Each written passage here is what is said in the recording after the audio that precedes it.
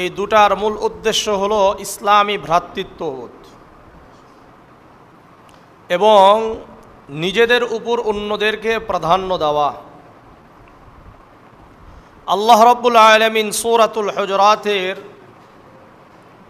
10 নম্বর আয়াতে বলেন, ইন্নামাল মুমিনুনা ইখওয়াহ, নিশ্চয় মুমিনরা একে অপর ভাই ভাই।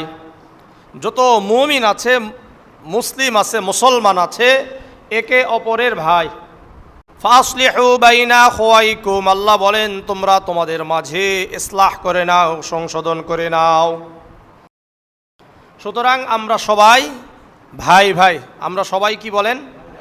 ভাই ভাই।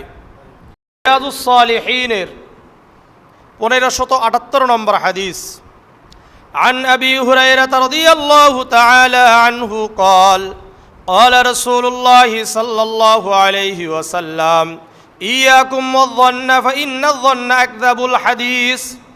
আবু হুরায়রা রাদিয়াল্লাহু তাআলা আনহু বর্ণনা করেন, আল্লাহর রাসূল সাল্লাল্লাহু আলাইহি ওয়াসাল্লাম, তোমরা খারাপ ধারণা করা থেকে বেঁচে থাকো। ফাইন্না যন্না আকযাবুল হাদিস, কেননা ধারণা, অনর্থক ধারণা অধিকাংশই বড় মিথ্যা হয়ে থাকে।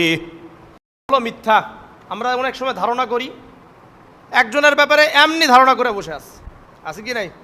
এই যে ধারণা করা, ধারণা করা কি মিথ্যা।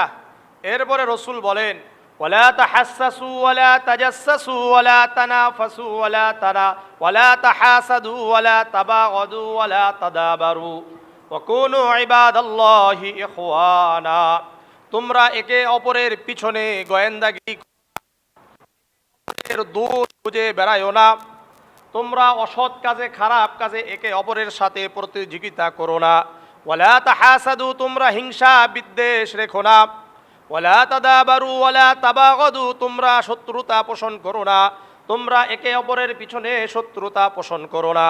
ওয়া কুনু ইবাদাল্লাহি ইখওয়ানা, তোমরা আল্লাহর বান্দারা একে অপর ভাই ভাই হয়ে যাও। কি হয়ে যেতে বলছে? ভাই ভাই হয়ে যাও। কামা আমারাকুম আল মুসলিমু আখুল মুসলিম, যেমন নাকি তিনি তোমাদেরকে আদেশ করেছেন একজন মুসলমান আরেকজন মুসলমানের ভাই। লা ইয়াজলিমুহু, একজন মুসলমান আরেকজন মুসলমানের উপর অত্যাচার করবে না। ওয়ালা ইয়াখযুলুহু, একজন মুসলমান আরেকজন মুসলমানকে অসহায় অবস্থায় ছেড়ে যেতে পারবে না। ওয়ালা ইয়াহকিরুহু, একজন মুসলমান আরেকজন মুসলমানকে তুচ্ছ জ্ঞান করবে না, অবহেলা করবে না, ছোট মনে করবে না। আত্তাকওয়া হাহুনা, আত্তাকওয়া হাহুনা ওয়া ইশিরু ইলা সাদরিহি সালাসা মাররাত। আল্লাহর রাসূল সাল্লাল্লাহু আলাইহি ওয়াসাল্লাম তার বুকের দিকে 3 বার ইশারা করে বললেন, এখানেই তাকওয়া, এখানেই তাকওয়া, এখানেই তাকওয়া। কি বলছেন? তাকওয়া কোথায়? এখানে। বিহাসবি মিন ইমরিইম মিনাশ শাররি আন ইয়াহকিরা আখাহুল মুসলিম, একজন মানুষের জন্য খারাপ হওয়ার জন্য যথেষ্ট সে অন্য মুসলমানকে তুচ্ছ জ্ঞান করা। আপনি আমি যে খারাপ, এটা এতটুকুই যথেষ্ট যে আমি অন্য কাউকে তুচ্ছ মনে করি, ছোট মনে করি, অবজ্ঞা করি। তাহলে মনে করতে হবে আপনি যে খারাপ, আমি যে খারাপ, নিজে নিজে কিভাবে এটাকে যাচাই করবেন বলেন? অন্যকে নিজের কাছে ছোট মনে হয় তাহলে মনে করবেন যে আপনি খারাপ। আমি যদি মনে করি যে এই মানুষগুলো কি তুচ্ছ, খারাপ, আমি অবজ্ঞা করে চলছি, যাচাই করার ইসলামী মানদণ্ডে যাচাই করতে হবে যে আমি নিজেই খারাপ, আমি নিজেই কি খারাপ। বুঝে আসছে? কুল্লুল মুসলিমি আলাল মুসলিমি হারামুন মালুহু ওয়া দামুহু ওয়া ইরসুহু, একজন মুসলমানের উপর আরেকজন মুসলমানের হারাম তার সম্পদ। একজন মুসলমানের উপর আরেকজন মুসলমানের সম্পদ হারাম, অর্থাৎ মুসলমানের সম্পদ আপনি আত্মসাৎ করতে পারবেন না। ওয়া দামুহু, একজন মুসলমানের আরেকজন মুসলমানের রক্ত হারাম, অর্থ আপনি মুসলমান হয়ে আরেকজন মুসলমানের রক্তক্ষরণ করতে পারবেন না, রক্ত ঝরাতে পারবেন না। ওয়া ইরজুহু, একজন মুসলমান হয়ে আরেকজন মুসলমানের সম্মানে আঘাত করা হারাম, অর্থাৎ আঘাত করতে পারবেন না। এমন কোনো কাজ করা যাবে না যেই কাজ করলে আমার ভাইয়ের, আমার মুসলমান ভাইয়ের সম্মানে আঘাত আসে, এমন কোনো কাজ করা একজন মুসলমানের জন্য কি নয়, সমীচীন নয়, তার জন্য এটা হারাম। তার জন্য এটা কি হারাম। সুতরাং ভালো করে মনে রাখেন, আমি মুসলমান হয়ে আরেকজন মুসলমানের মাল আত্মসাৎ করতে পারি না। আমি মুসলমান হয়ে আরেকজন মুসলমান ভাইয়ের রক্ত ঝরাতে পারি না। আমি মুসলমান হয়ে আরেকজন মুসলমান ভাইয়ের সম্মানে আঘাত আনতে পারি না। অথচ বর্তমান মসজিদে বসে বসে আমরা অন্য মুসলমানদের বিশেষ করে সম্মানে আঘাত করি। সম্মানে কি করি? আঘাত করছি। আল্লাহ আমাদেরকে হেফাজত করেন, আল্লাহ হেফাজত করেন, আল্লাহ হেফাজত করেন। একজন মুমিন আরেকজন মুমিনের বন্ধু, একজন মুমিন আরেকজন মুমিনের বন্ধু। সূরাতুত তাওবার ৭১ নম্বর আয়াতে আল্লাহ বলেন, ওয়াল মুমিনুনা ওয়াল মুমিনাতু বা'দুহুম আউলিয়াউ বা'দ। একজন মুমিন পুরুষ আরেকজন মুমিন পুরুষের বন্ধু, একজন মুমিনা নারী আরেকজন মুমিনা নারীর বন্ধু। একজন মুমিন পুরুষ আরেকজন মুমিনের বন্ধু, একজন মুমিনা নারী মানে মুসলমান নারী, মুমিনা নারী আরেকজন মুমিনা নারীর বন্ধু। তাহলে ভাই ভাই, আবার এখানে কি বন্ধু। ৩ নম্বর কথা, মুমিনদের মুসলমানদের সম্পর্ক একটি দেহের নাই, একটি দেহের নাই। সহিহ বুখারীর ৬০১১ নম্বর হাদিস, عن النعمان بن بشير رضي الله تعالى عنه قال قال رسول الله صلى الله عليه وسلم ترى المؤمنين في تراحمهم وتوادهم وتعاطفهم كمثل الجسد। নু'মান ইবনে বাশীর রাদিয়াল্লাহু তাআলা আনহু বর্ণনা করেন, আল্লাহর রাসূল সাল্লাল্লাহু আলাইহি ওয়াসাল্লাম বলেন, তুমি মুসলমান মুমিনদেরকে দেখবে দয়ার মধ্যে, ওয়াতাওয়াদ্দুহিম ভালোবাসায়, ওয়াতাআতুবিহিম এবং সহানুভূতি প্রদর্শনে একটি দেহের নাই, একটি দেহের নাই। তাদের ভালোবাসা, তাদের সহানুভূতি, তাদের দয়ায় প্রদর্শনে একজন মুসলমান আরেকজন মুসলমান সম্পর্ক কি একটি দেহের নাই। ইদাশতাকা উযওয়ান তাদাআ লাহু সাইরু জাসাদিহি বিসসাহরি ওয়াল হুম্মা। আল্লাহর রাসূল সাল্লাল্লাহু আলাইহি ওয়াসাল্লাম বলেন, দেহের একটি অঙ্গ যদি আঘাত প্রাপ্ত হয়, রোগে আক্রান্ত হয়ে যায়, পুরা শরীরটা আক্রান্ত হয়ে যায়, হয় কি হয় না? বিসসাহরি ওয়াল হুম্মা, রাত জেগে থাকতে পুরা শরীরটাই কি করে? অংশগ্রহণ করে। ওয়াল হুম্মা, আর ব্যথা জ্বরে সবাই অংশগ্রহণ করে। শরীরের কোনো একটা জায়গায় যদি আঘাত প্রাপ্ত হয়, পুরা শরীরটা ব্যথা হয় কি হয় না? পুরা শরীরটা জেগে থাকে কি থাকে না? রাতে ঘুমাইতে পারে না। একটা বাচ্চা অসুস্থ, একটা বাচ্চার কোনো জায়গায় ফুলে গেছে, পুরা শরীরটাই কি অসুস্থ। আপনি যদি আপনার কোনো জায়গায় কেটে যায়, দেখবেন ওখানে এই কাটার কারণে পুরা শরীরটাই কি হয়ে যায়? ব্যথা প্রাপ্ত হয়ে যায়, পুরা রাতটাই কি হয়ে যায়? জেগে যায়। ঠিক তেমনি ভাবে কোনো মুসলমান দুনিয়ার যেই কর্নারেই হোক না কেন, যেই জায়গায় হোক না কেন, কোনো একজন মুসলমান যদি আঘাত প্রাপ্ত হয়, কষ্টে থাকে, তাহলে ঈমানের দায়িত্ব, ইসলামের দায়িত্ব, এটা ঈমানের দাবি যে সকল মুসলমান কষ্ট পাবে। সকল মুসলমান কি পাবে? কষ্ট পাবে। সকল মুসলমান কষ্ট পাবে। ৪ নম্বর, একজন মুমিন আরেকজন মুমিনের আয়না স্বরূপ। একজন মুমিন আরেকজন মুমিনের কি বলেন? আয়না স্বরূপ। সুনানে আবি দাউদের ৪৯১৮ নম্বর হাদিস, عن أبي هريرة رضي الله تعالى عنه قال قال رسول الله صلى الله عليه وسلم المؤمن مرآة المؤمن। আবু হুরায়রা রাদিয়াল্লাহু তাআলা আনহু বর্ণনা করেন, আল্লাহর রাসূল সাল্লাল্লাহু আলাইহি ওয়াসাল্লাম বলেন, আল মুমিনু মিরআতুল মুমিন, একজন মুমিন আরেকজন মুমিনের আয়না স্বরূপ। একজন মুমিন আরেকজন মুমিনের আয়না স্বরূপ। ওয়াল মুমিনু আখুল মুমিন, একজন মুমিন আরেকজন মুমিনের ভাই। ইয়াকুফু আলাইহি যায়আতাহু, তার ক্ষতি থেকে আরেকজন মুমিন হেফাজত করবে। একজন মুমিনের ক্ষতি হচ্ছে, আরেকজন মুমিন এই ক্ষতি থেকে তাকে হেফাজত করবে। ওয়া ইয়াহুতুহু মিন ওয়ারাইহি, একজন মুমিন অনুপস্থিত থাকা অবস্থায় আরেকজন মুমিনের দায়িত্ব হলো তার অনুপস্থিতিতে তার সম্পদকে হেফাজত করা, তার ঘরবাড়িকে হেফাজত করা, তার সম্মানের হেফাজত করা, এটা আমাদের দায়িত্ব। আর আমরা কি করি? নাই, এটা সুযোগ পাইলাম। এখানে আরেকটা ভালো করে বুঝেন, আল মুমিনু মিরআতুল মুমিন, একজন মুমিন আরেকজন মুমিনের আয়না স্বরূপ। এর অর্থ কি? আমি যখন আয়নার সামনে দাঁড়াবো, আমার চেহারার কি ত্রুটি আছে, আমার চেহারায় কোথায় দাগ আছে, এটা আমাকে কে বলে দিবে? আয়না আমাকে বলে দিবে। ঠিক তেমনি ভাবে আমার কোন কোন আমার বৈশিষ্ট্যের মধ্যে, আমার আচরণের মধ্যে কি কি দোষ আছে, এটা কে বলে দিবে? আমার আরেকজন মুমিন ভাই আমাকে বলে দিবে। এটা তো এক অর্থ।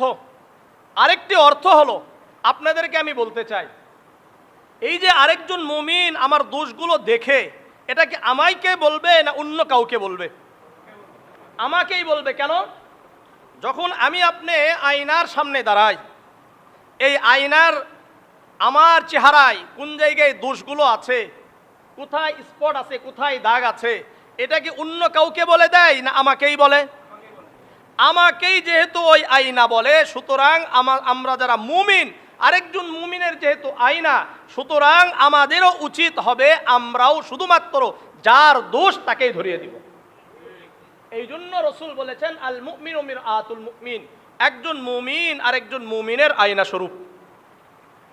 তাহলে আমরা যারা আছি, একজনের দোষ নিয়ে আরেকজন কি করি? গল্প করি বসে থেকে, মজমা জুমায়। এটা কি? হ্যাঁ, এটা বর্তমান তো খুব বেশি চমৎকার একটা আলোচনা হয়। চমৎকার মানে এখানে যে কত সুন্দর একটা মজা, গীবত করতে যা মজা লাগে, দুনিয়াতে আর কোনো কিছুর মধ্যে এত মজা নেই। অন্যের সমালোচনায় যেইভাবে মজা লাগে, অন্যের দোষগুলো বের করে আলোচনা করতে যতটা মজা আমরা পাই, দুনিয়ার আর কোনো খাবারের মধ্যে এত মজা নাই। কারণটা কি জানেন?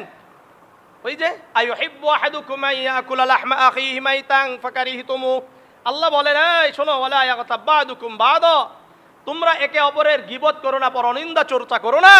কেননা তোমরা কি এটা পছন্দ করো তোমরা তোমাদের ভাইয়ের গোশত খাবে? ভাইয়ের গোশতের মধ্যে একটা আলাদা মজা আছে, বুঝছেন? এই মজার কারণে আমরা এটা ছাড়তে পারি না। এই মজার কারণে আমরা ছাড়তে পারি না। আল্লাহ আমাদেরকে পরনিন্দা চর্চা থেকে হেফাজত করেন, গীবত থেকে হেফাজত করেন, অপবাদ দেওয়া থেকে হেফাজত করেন, সকল প্রকার খারাপ কাজ থেকে হেফাজত করেন,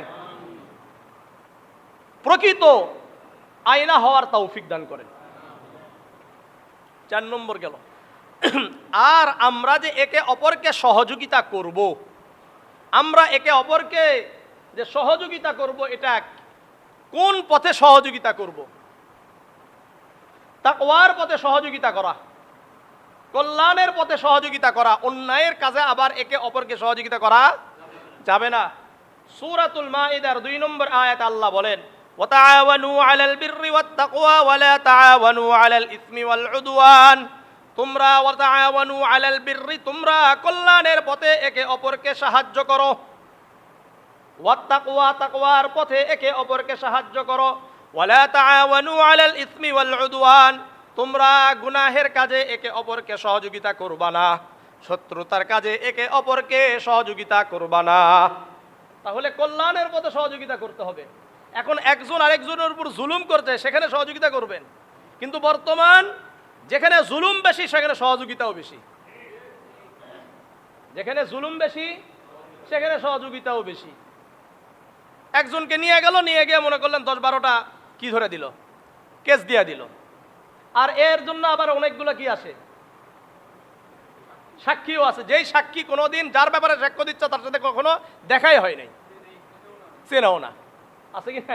এই যে সহযোগিতা, ওয়াতাআওয়ানু ওয়ালা তাআওয়ানু আলাল ইসমি ওয়াল উদওয়ান।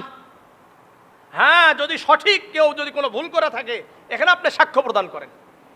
এটা হলো কল্যাণের পথে সাক্ষ্য দেওয়া হবে, এটা তাকওয়ার পথে সাক্ষ্য দেওয়া হবে। আল্লাহ বুঝার তৌফিক দান করেন, আল্লাহ বুঝার তৌফিক দান করেন। শোনেন, আসাবিয়াত কাকে বলা হয়, পক্ষপাতিত্ব কাকে বলা হয়? সুনানে আবি দাউদের 5119 নম্বর হাদিস, আন বিনতি ওয়াসিলাত ইবনুল আসকাই আন্নাহা সামিআত আবাহা ইয়াকুলু ফাকুলতু ইয়া রাসূলাল্লাহ মাল আসাবিয়াহ ওয়াসিল ইবনে আসকা রাদিয়াল্লাহু তাআলা আনহুর মেয়ে থেকে বর্ণনা করেন, উনি ওনার বাবা থেকে শুনেছেন। উনি বলেন, আমি আল্লাহর রাসূলকে বললাম, ইয়া রাসূলুল্লাহ, ইয়া হাবিবাল্লাহ, আসাবিয়াত কি, পক্ষপাতিত্ব কি? আল্লাহর রাসূল বললেন, আন তুঈনা কওমাকা আলা যুলমি, তোমার সম্প্রদায় তোমার ভাইদেরকে, তোমার আত্মীয় স্বজনদেরকে, তোমার কর্মীদেরকে জুলুমের ব্যাপারে সহযোগিতা করা। আসাবিয়াত আর পক্ষপাতিত্ব কোনটাকে বলে? জুলুম, অত্যাচার, অন্যায় কাজগুলোতে সহযোগিতা করা, এর নাম আসাবিয়াত। আর যখন আসাবিয়াত, পক্ষপাতিত্ব ঢুকে গেছে, আমাদের ধ্বংস অনিবার্য হয়েছে। এই জন্য আসাবিয়াতের দিকে যারা যাবে, আল্লাহ রসুল বলেন এরা আমার উম্মতের অন্তর্ভুক্তই নয়। সুনানে আবি দাউদের 5121 নম্বর হাদিস, عن زبير بن مطعم أن رسول الله صلى الله عليه وسلم قال ليس منا من دعا إلى عصبية। জুবাইর ইবনে মুতঈম রাদিয়াল্লাহু তাআলা আনহু বর্ণনা করেন, আল্লাহর রাসূল সাল্লাল্লাহু আলাইহি ওয়াসাল্লাম বলেন, ওই ব্যক্তি আমার উম্মতের অন্তর্ভুক্তই নয় যে ব্যক্তি আসাবিয়াতের দিকে মানুষদেরকে ডাকে, পক্ষপাতিত্ব করতে ডাকে। ওয়ালাইসা মিন্না মান কাতালা আলা আসাবিয়াতিন, পক্ষপাতিত্বের ভিত্তিতে যুদ্ধ করে, এরা আমার উম্মতের অন্তর্ভুক্ত নয়। ওমান মাতা আলা আসাবিয়াতিন, আর এই পক্ষপাতিত্ব করে, আসাবিয়াতের উপর ভিত্তি করে মৃত্যুবরণ করে, এই ব্যক্তিও আমার উম্মতের অন্তর্ভুক্ত নয়। জুলুম, অত্যাচার, পক্ষপাতিত্ব নিয়ে কাজ করার কারণে মারা গেছে, এ আমার উম্মতের অন্তর্ভুক্ত নয়। জিহাদ করলেও কেন এই জিহাদ সহি হবে না, অন্যায়। আল্লাহ আমাদেরকে হেফাজত করেন, আল্লাহ আমাদেরকে হেফাজত করেন, আল্লাহ আমাদেরকে হেফাজত করেন। এই জন্য একে অপরকে সহযোগিতা করা, এ ব্যাপারে একে অপরকে, নিজের উপর অন্যদেরকে প্রাধান্য দেওয়া, বিশেষ করে মদিনার সাহাবী, আনসারী সাহাবীদের ব্যাপারে আল্লাহ রাব্বুল আলামিন সূরাতুল হাশরের 9 নম্বর আয়াতে বলেন, ওয়ায়ুসিরুনা আলা আনফুসিহিম ওয়ালাউ কানা বিহিম খাসাসা। মদিনার আনসারী সাহাবারা নিজেরা অভাবগ্রস্ত থাকা সত্ত্বেও নিজেদের উপর অন্যদেরকে প্রাধান্য দিত। নিজেদের উপর অন্যদেরকে কি করত? প্রাধান্য দিত। এটা তাদের একটা কি ছিল? বৈশিষ্ট্য ছিল।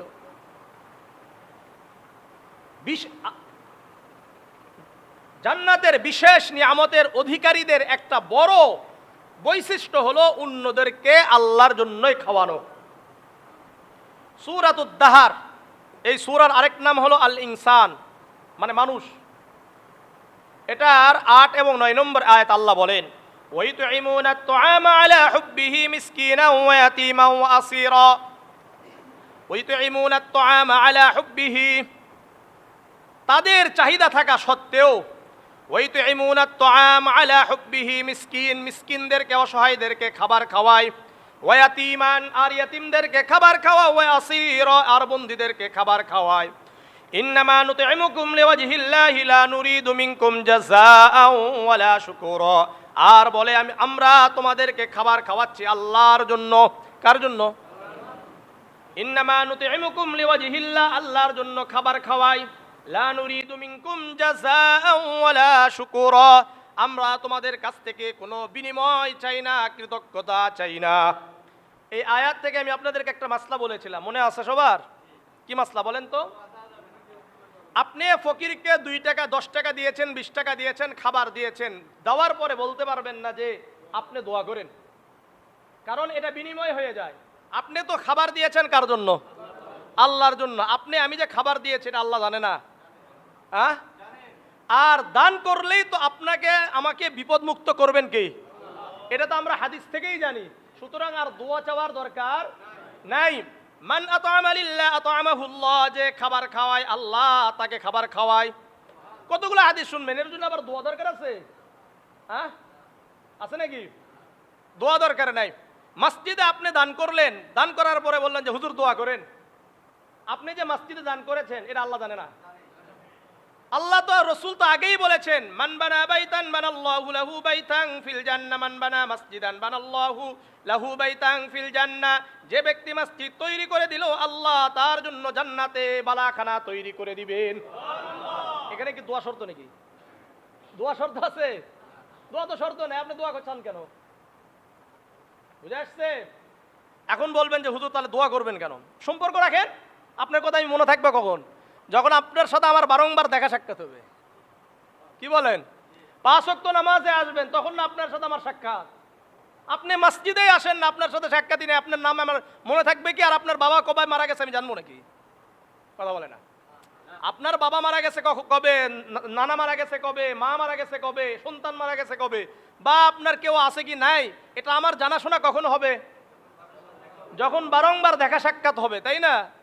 এই জন্য সম্পর্ক যত গভীর হবে, দোয়াও বেশি হবে। আল্লাহ বুঝার তৌফিক দান করেন। এটাই বাস্তবতা। আপনি আল্লাহ তাআলা আপনাকে দিবে কখন? যখন আল্লাহর সাথে আপনার সম্পর্ক গভীর হবে। যখন আপনি রাতে উঠবেন, আল্লাহর সাথে আপনার সম্পর্ক হবে। সবার সাথে তো একই কথা না, নাকি ভিন্ন কোনো কিছু আছে? আল্লাহ বুঝার তৌফিক দান করেন। আল্লাহ বুঝার তৌফিক দান করেন। পুণ্য কি কি? এই যে ভালো কাজ কি কি? সূরাতুল বাকারার 177 নম্বর আয়াত আল্লাহ বলেন, ওয়ালাকিন্নাল বিররা মান আমানা বিল্লাহি ওয়াল ইয়াউমিল আখির ওয়াল মালাইকাতি ওয়াল কিতাবি ওয়ান নাবিয়্যিন। কিন্তু পুণ্য কাজ হলো মান আমানা বিল্লাহি ওয়াল ইয়াউমিল আখির, যে ব্যক্তি আল্লাহর উপর ঈমান এনেছে, ওয়াল ইয়াউমিল আখির, আখিরাতের উপর ঈমান এনেছে।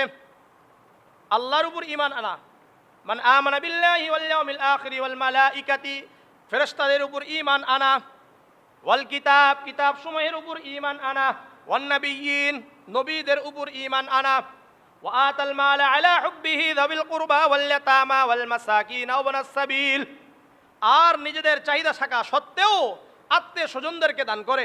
কাদেরকে? ইয়াতিমদেরকে দেয়, মিসকিন অসহায়দেরকে দেয়, ইবনাস সাবিল পথিকদেরকে দেয়, বহু দূর থেকে আসছে তাদেরকে মেহমানদারি করায়, অফির রিকাব, আর দাস মুক্তিতে সম্পদ ব্যয় করে।